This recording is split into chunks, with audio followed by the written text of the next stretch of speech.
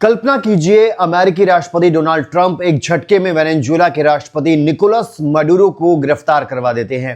यह सिर्फ एक ऑपरेशन नहीं बल्कि अंतरराष्ट्रीय कानून का उल्लंघन है। चीन और रूस ने इसे हेगेमोनिक हमला करार दिया है। आज इस वीडियो में हम इस न्यूज को डिटेल में जानेंगे, बैकग्राउंड से लेकर पॉलिटिकल रिएक्शंस तक। वेनेजुएला क्राइसिस है क्या, पहले ये समझिए। दोस्तों, वेनेजुएला का संकट पुराना है। 2013 से निकोलस मडुरो राष्ट्रपति हैं जो ह्यूगो चावेज के उत्तराधिकारी बने, लेकिन आर्थिक मंदी, हाइपर इन्फ्लेशन और अमेरिकी सैंक्शंस ने देश को बर्बाद कर दिया। 2019 में ट्रंप ने जुआन गुएडो को अंतरिम राष्ट्रपति मान लिया था, लेकिन मडुरो टिके रहे। रूस और चीन ने मडुरो का साथ दिया। रूस ने सैन्य मदद भेजी, चीन ने अरबों डॉलर का लोन दिया। अब 2026 में ट्रंप के दूसरे टर्म में अमेरिका ने ऑपरेशन लिबर्टी लॉन्च किया। 2 जनवरी को स्पेशल फोर्सेस ने मडुरो को कैराकास से अगवा कर लिया। ट्रंप ने कहा यह डेमोक्रेसी की जीत है, लेकिन दुनिया हिल गई। अब आगे क्या हुआ, सबसे पहले आपको बताते हैं इवेंट क्या रहा, मडुरो कैप्चर कैसे हुआ। रिपोर्ट्स के मुताबिक अमेरिकी CIA और सील टीम्स ने ड्रोन और हेलीकॉप्टर यूज करके मडुरो के पैलेस पर रेड किया। मडुरो को फ्लोरिडा ले जाया गया, जहां उन पर ड्रग्स और करप्शन के चार्ज लगे हैं। वेनेजुएला में विरोध प्रदर्शन भड़क गए, सैकड़ों मरे, हजारों अरेस्ट। अंतरराष्ट्रीय मीडिया में इसे यूएस इन्वेजन कहा जा रहा है, जो UN चार्टर का उल्लंघन है।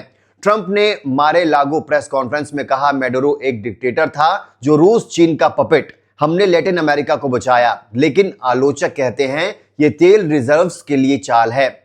वेनेजुएला के पास दुनिया के सबसे बड़े ऑयल फील्ड्स हैं। चीन का क्या रिएक्शन आ रहा है, गुस्से का कैसे इजहार कर रहा है चीन ने सबसे तेज रिएक्शन दिया। फॉरेन मिनिस्ट्री ने कहा यह अमेरिका का खुला ताकत का इस्तेमाल है, जो संप्रभु देश पर हमला है। हम इसे सख्ती से इसकी निंदा करते हैं। बीजिंग ने इसे हेगेमोनिक बिहेवियर कहा, जो लैटिन अमेरिका में शांति को खतरे में डालता है। चीन ने UN में इमरजेंसी मीटिंग बुलाई और अमेरिका पर UN चार्टर तोड़ने का आरोप लगाया। क्यों गुस्सा है चीन ने वेनेजुएला में $60 बिलियन इन्वेस्ट किए हैं। मडुरो गिरने से उनका प्रभाव कम होगा, साथ ही ये ताइवान पर चीन की चिंताओं को बढ़ाता है। ट्रंप की मजबूत पॉलिसी से डर पैदा हो रहा है। रूस का क्या रिएक्शन है, आक्रोश और चेतावनी क्या दी गई है। रूस ने इसे आर्म्ड एग्रेशन करार दिया। फॉरेन मिनिस्ट्री ने कहा हम बेहद चिंतित हैं, अमेरिका को तुरंत सफाई देनी चाहिए। यह वेनेजुएला के खिलाफ युद्ध है। राष्ट्रपति पुतिन ने ट्रंप से फोन पर बात की, लेकिन डिटेल्स प्राइवेट हैं। रूसी मीडिया में इसे ट्रंप का पागलपन कहा गया है। रूस ने मडुरो समर्थकों को हथियार भेजने का ऐलान किया है। रूस का गुस्सा क्यों है आखिर। वेनेजुएला रूस का लैटिन अमेरिकी बेस था। S-400 मिसाइल सिस्टम वहां तैनात हैं। ये यूक्रेन वॉर के बाद ट्रंप की कमजोर दुश्मनों पर हमला है, पॉलिसी का संकेत जो पुतिन को चैलेंज करता है। ट्रंप का जवाब और ग्लोबल इंपैक्ट क्या पड़ रहा है इसका। ट्रंप ने रिएक्शन पर कहा चीन रूस को चुप रहना चाहिए, वो खुद डिक्टेटर हैं। उन्होंने पुतिन को किलिंग मशीन कहा, लेकिन मडुरो पर फोकस रखा। ग्लोबल रिएक्शन मिक्स्ड आ रहे हैं। यूरोप ने चिंता जताई है। ब्राजील, कोलंबिया ने वेलकम किया। UN में रेजोल्यूशन पास होने की उम्मीद, लेकिन यह तनाव बढ़ सकता है।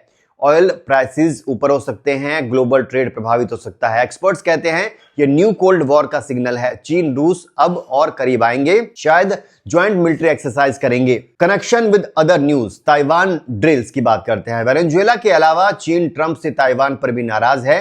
29 दिसंबर को जस्टिस मिशन 2025 ड्रिल शुरू हुए, 70 जेट्स 11 शिप्स के साथ। ट्रंप ने कहा मुझे कोई चिंता नहीं, शी मेरा दोस्त है। चीन ने इसे पनिशमेंट कहा। US आर्म्ड सेल्स 11 बिलियन के जवाब में। यह दिखाता है ट्रंप की पॉलिसी से एशिया में भी तनाव बढ़ता जा रहा है। अब आगे क्या होगा, क्या कहते हैं एक्सपर्ट्स। दोस्तों, ट्रंप का यह कदम दुनिया को नई जंग की ओर धकेल सकता है। चीन रूस का गुस्सा साफ है, वो इसे अमेरिकी साम्राज्यवाद मानते हैं, लेकिन ट्रंप कहते हैं यह मजबूत अमेरिका का समय है।